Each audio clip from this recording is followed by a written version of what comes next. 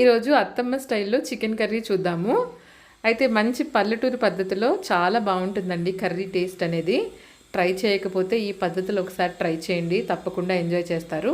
కొత్తగా చూసేవాళ్ళు ఛానల్ని సబ్స్క్రైబ్ చేసుకోవటం మర్చిపోవద్దు. ఇప్పుడు అత్తయ్య రెసిపీ అనేది మీకు చెప్తారు. చెప్పండి అత్తయ్య.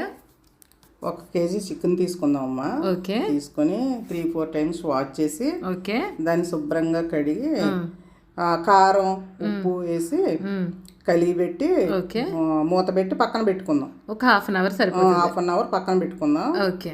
దాని తర్వాత స్టవ్ వెలిగించి బాండిల్ పెట్టి దాంట్లో నూనె పోసిన తర్వాత 1 కేజీకి 3 ఆనియన్స్, 4 పచ్చిమిరపకాయలు అవి సన్నగా తరుక్కుని ఆయిల్ వేడెక్కిన తర్వాత ఆయిల్లో వేసి దోరగా వేయించుకుందాం.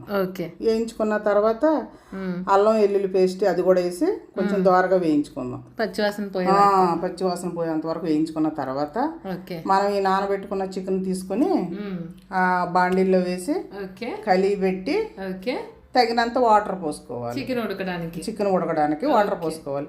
ఈ చికెన్ మగ్గేలోపు మనం కొంచెం మసాలా గ్రైండ్ చేసుకుందాం. దానికి ఇలాచీలు 2, దాల్చిన చెక్కలు 2, 4 లవంగాలు, కొంచెం ధనియాలు, 2 టేబుల్ స్పూన్ గసగసాలు గ్రైండ్ చేసుకోండి. గ్రైండ్ చేసుకునే లోపు ఇది మగ్గిపోతుందండి. ఇది మగ్గిపోయిన తర్వాత ఈ పేస్ట్ని అందులో వదిలి బాగా తిప్పండి. తిప్పిన తర్వాత ఒక 5 మినిట్స్కి గ్రేవీ దగ్గరికి వచ్చేస్తుందండి.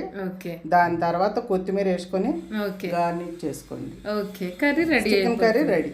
చాలా బాగుంది అత్తయ్య, నిజంగానే టేస్ట్ అయితే సూపర్గా ఉంది.